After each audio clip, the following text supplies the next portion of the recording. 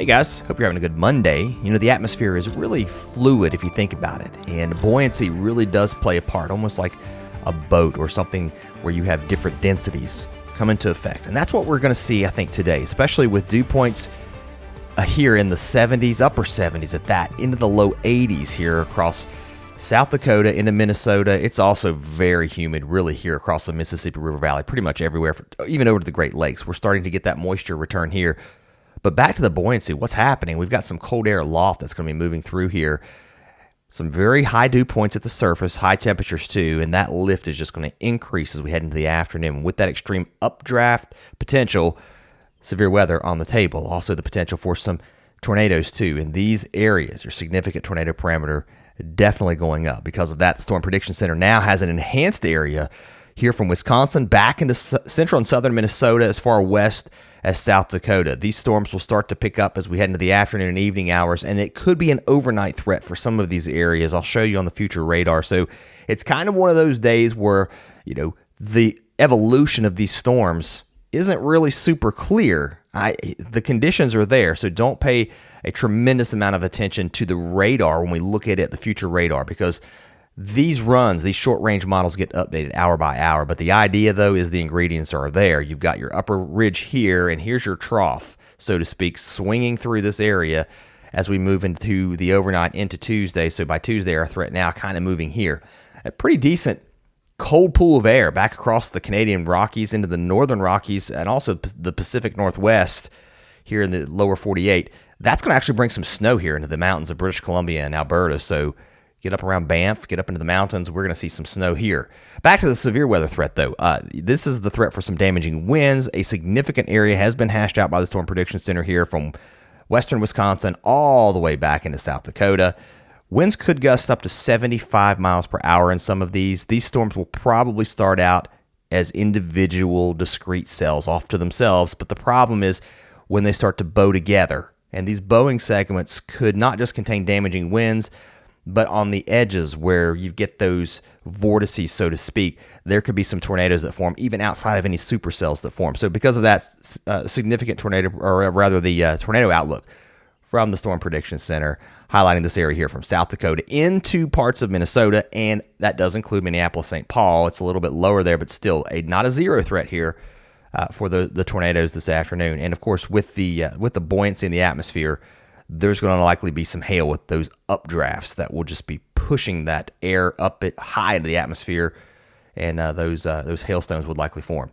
All right, as we head into day two, let's back it up here. This would be Tuesday. Your threat now pushing into parts of Wisconsin. Some of this would overlap if any of these storms are left over overnight. So we could see some of these storms into the evening, overnight, now into Tuesday morning, into Tuesday afternoon, as far east as New York, as far west, kind of like this along our front back to Nebraska, even parts of Missouri and Iowa. The highest threat would be right here, of course, around the Great Lakes, into parts of Wisconsin, and then into the Ohio Valley. As everything drops to the south a little bit, now we're looking at more of a mid-Atlantic threat into the northeast.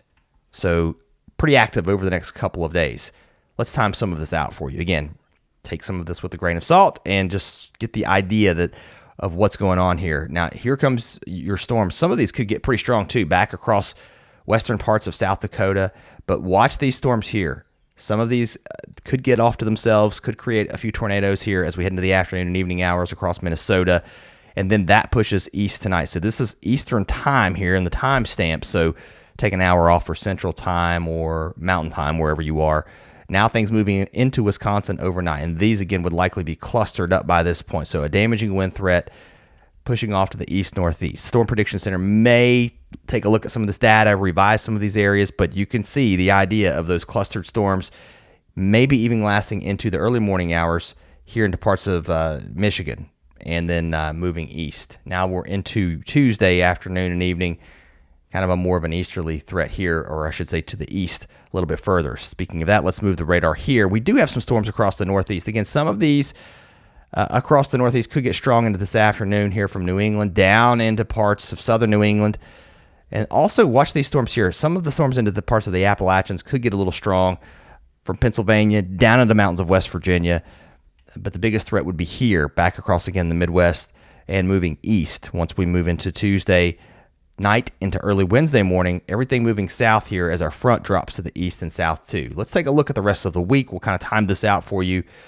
There comes our storms. What is this? Tuesday morning here. Here comes our cold pool I showed you. There's your snow into the mountains of British Columbia and Alberta. I haven't checked the snow levels here, but clearly showing up as we get our flow here up against the mountains. Across the eastern parts of Canada, high pressure building in, your flow kind of coming in like this. So we will start to see some dry air push into the northeast as high pressure builds in. There comes your storm across the west. Your front across the east by Thursday and Friday starts to sag to the south. So our showers and storms move here as well. Now we're moving into the weekend. Kind of showery here as our front sort of looks like it's going to drop to the south and then sort of stall out somewhere here. I think the question is, how far south does it move?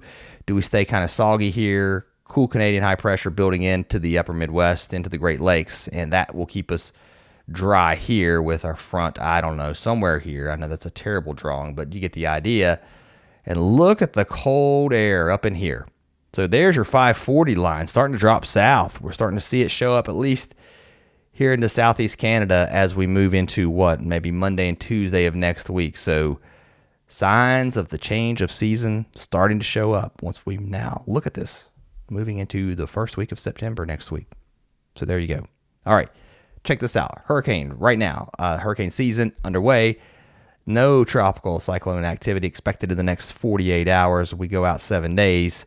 How about that? All is quiet right now in the tropics.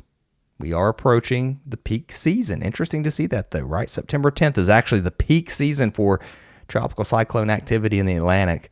And as of right now, that discussion is nil here. Forecaster Roberts, that's not me. All right, guys. Thanks for watching. Hey, I do appreciate you watching. I'm going to let you guys go. But before I do, I want to ask you, if you've not subscribed, please do. I hope you come back. And I'll see you next time right here. Have a great Monday. See ya.